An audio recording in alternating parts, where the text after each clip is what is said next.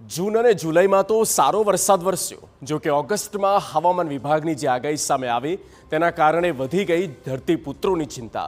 કારણ કે અત્યાર સુધી તો દક્ષિણ ગુજરાતમાં 60% કરતાં વધુ વરસાદ વરસી ગયો છે. જો કે આગામી દિવસોમાં વરસાદ નહીં આવે તો ખેડૂતોની પરેશાની વધી શકે છે.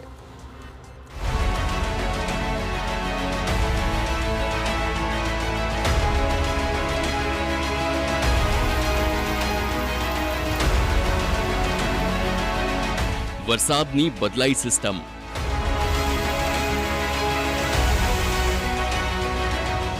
ઓગસ્ટમાં મેઘરાજા આપશે દગો?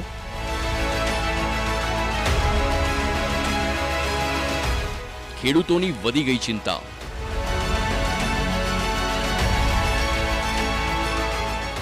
દક્ષિણ ગુજરાતમાં આ વર્ષે ચોમાસાની શરૂઆત ખૂબ સારી રહી છે. ચાલુ વર્ષે નવસારી સહિત સમગ્ર દક્ષિણ ગુજરાતમાં જૂન અને જુલાઈ મહિનામાં જ 60% જેટલો વરસાદ વરસી ચૂક્યો છે. વરસાદ આધારિત ખેતી કરતા ખેડૂતો ડાંગર, શેરડી તેમજ ડુંગરાળ વિસ્તારમાં વિવિધ પાકો લેવામાં આવે છે. પરંતુ હવે બદલાઈ ગયેલી હવામાનની પરિસ્થિતિ અને વરસાદની પેટર્નને પગલે પાછોતરો વરસાદ ખેંચાઈ જાય તો ખેડૂતોએ મોટી સમસ્યાનો સામનો કરવો પડે તેવી મૂંઝવણ ખેડૂતોને સતાવી રહી છે. બદલાયેલી વરસાદની પેટર્ન કૃષિ યુનિવર્સિટી માટે પણ સંશોધનનો વિષય બની ગયો છે.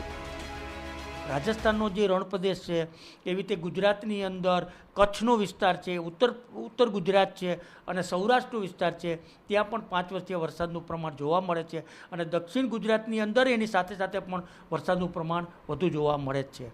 તો આ રીતે વાતાવરણીય પરિસ્થિતિ મુજબ વરસાદની આખી પેટર્ન એટલે કે પરિવર્તન થતું આપણને જોવા મળ્યું છે.